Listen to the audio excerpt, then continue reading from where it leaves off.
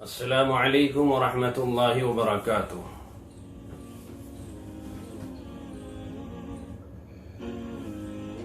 رمضان المبارک کا دوسرا عشرہ بھی تکمیل تک پہنچنے ہی والا ہے اور پھر اخیر عشرے کا آغاز ہوگا انشاءاللہ۔ اخیر عشرہ بہت ہی اہم عشرہ ہے، اس میں ایک بہت ہی مبارک رات ہے جس کی عبادت کا بے حد اجر و ثواب ہے، جس رات کو 1000 مہینوں سے بھی زیادہ بہتر شریعت میں بتایا گیا۔ اسی کی تلاش میں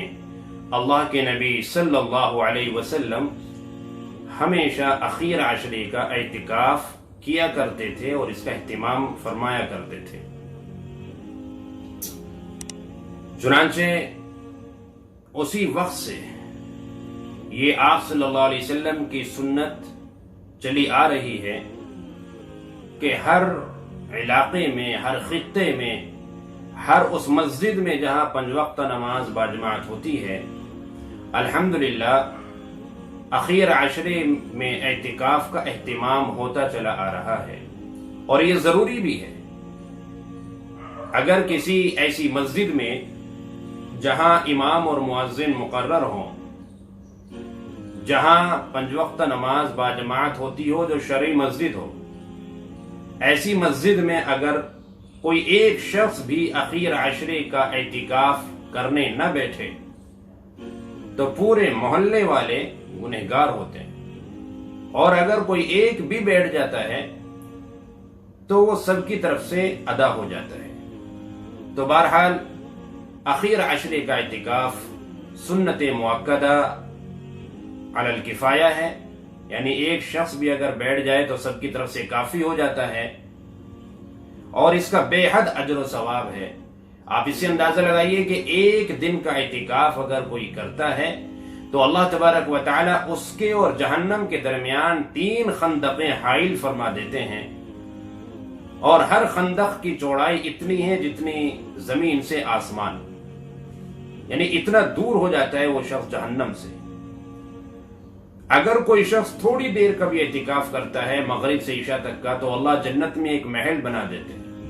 یہ تمام باتیں روایات میں ملتی ہیں، اور سب سے بڑا فائدہ اس کا یہ ہے کہ شب قدر جیسی اہم رات نصیب ہو جاتی ہے الحمدللہ۔ اور دوسرے یہ کہ بہت سارے وہ اعمال جو اعتکاف میں بیٹھنے کے بعد بندہ نہیں کر پاتا، اللہ تبارک و تعالی ان کا اجر بیٹھے بٹھائے عطا فرماتے رہتے ہیں۔ تو اللہ رب العزت سے قرب خاص حاصل کرنے کا ایک بہترین طریقہ ہے اعتکاف کرنا، اللہ کے در پہ پڑ جانا۔ لیکن اب مسئلہ یہ ہے کہ اس لاک ڈاؤن کے زمانے میں یہ اعتکاف کیسے کیا جائے؟ کیا مرد حضرات جس طرح نماز باجماعت گھروں میں کر رہے ہیں تو وہ اعتکاف بھی کیا گھر میں کر سکتے ہیں، یا مسجد میں کرنا ضروری ہے؟ بہت سے احباب نے اس طرح سے اس سے متعلق سوالات بھی پوچھے، تو اس کے تعلق سے عرض یہ ہے کہ اعتکاف مرد حضرات کے لیے مسجد میں ہی کیا جا سکتا ہے، مسجد کے علاوہ کسی اور جگہ اعتکاف نہیں کیا جا سکتا۔ اگر ہم دکان میں یا کسی آفس میں یا گھر پر اعتکاف کرنا چاہیں تو مردوں کے لیے کسی بھی طرح کے اعتکاف کی اجازت نہیں ہے۔ کوئی بھی اعتکاف اگر مرد کو کرنا ہے تو اس کے لیے شرط ہے مسجد کا ہونا۔ اب چونکہ مسجدیں بند ہیں، لاک ڈاؤن کا زمانہ ہے، تو کیسے کیا جائے؟ 4 لوگوں سے زیادہ مساجد میں نماز بھی ادا نہیں کر رہے ہیں، تو بھئی جو 4 لوگ مسجد میں نماز پڑھ رہے ہیں، آپ انہی میں سے کسی ایک کو متعین فرما دیں، وہ مسجد میں اعتکاف میں بیٹھ جائیں تو پورے محلے کی طرف سے وہ ادا ہو جائے گا۔ اس میں تھوڑی سی قربانی ہمارے احباب دے دیں کہ جو لوگ ہر سال بیٹھا کرتے تھے، شاید اس سال بیٹھنے کا موقع نہیں ملے گا، کیونکہ بعض مسجدوں کے اندر تو کئی لوگ اعتکاف میں بیٹھا کرتے تھے۔ اس سال ایسا نہیں ہو سکتا، ایک شخص اعتکاف میں کم از کم بیٹھ جائے، 1 یا 2، اور وہی جو ہے نماز بھی وہاں پڑھتے رہیں، تعلیم اور مسجد کے اعمال ہوتے رہیں۔ تو لہذا مرد حضرات کے لیے ضروری ہے کہ وہ مسجد میں اعتکاف کریں گے تو 1 یا 2 شخص مسجد کے اندر آپ اعتکاف میں بٹھا دیں، ان کو متعین کر دیں۔ اور زیادہ لوگ مسجد کے اندر نہ جائیں، صرف 4 لوگوں کی اجازت ہے تو 4 ہی لوگ مسجد کے اندر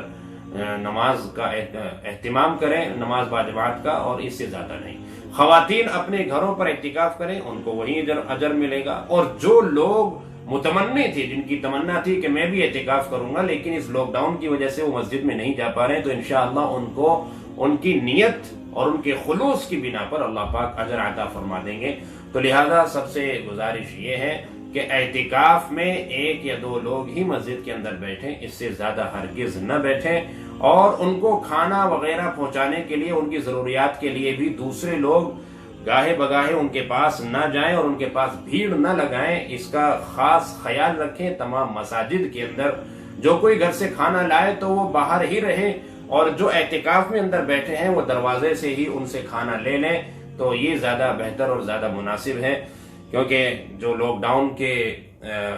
قوانین ہیں ہمیں اس کا خیال رکھنا چاہیے، ہمیں اس کے خلاف نہیں کرنا چاہیے۔ اللہ تبارک و تعالی جلد از جلد اس وبا سے پوری امت کو